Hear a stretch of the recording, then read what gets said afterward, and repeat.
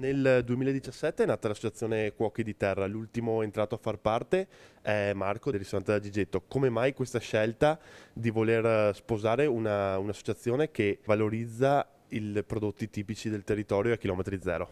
E sono entrato a far parte di questo gruppo innanzitutto perché me l'ha chiesto Marco Boscarato, che è una persona alla quale io personalmente, e anche il ristorante dove lavoro, è molto legata alla famiglia. E poi perché i principi di questo gruppo sono molto simili ai miei, anzi tantissimo, tantissimo, e appunto mi sembrava una cosa bella e giusta partecipare.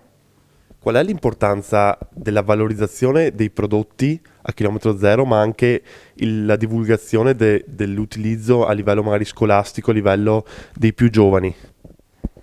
Beh, è fondamentale perché comunque qualsiasi cosa tu decidi di fare, comunque devi partire dai giovani, devi cominciare soprattutto per quanto riguarda la sostenibilità e la divulgazione deve partire da loro, altrimenti è una cosa che andrà a morire facilmente. Il principio fondamentale dell'associazione, come ti dicevo, non è quella tanto al fine del lucro, ma è tanto al fine dell'uomo.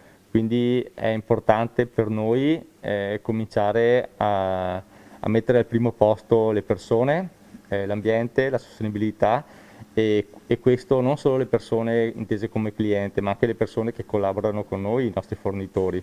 Per cui la scelta corretta, la materia prima perfetta, questo per noi è molto importante. Attualmente non dovrebbe essere una cosa che venga spiegata, ma deve essere una cosa che il cliente pian pianino si accorge quando entra nei nostri locali delle scelte che stiamo facendo nei confronti della materia prima e nei confronti del nostro lavoro, dei nostri collaboratori.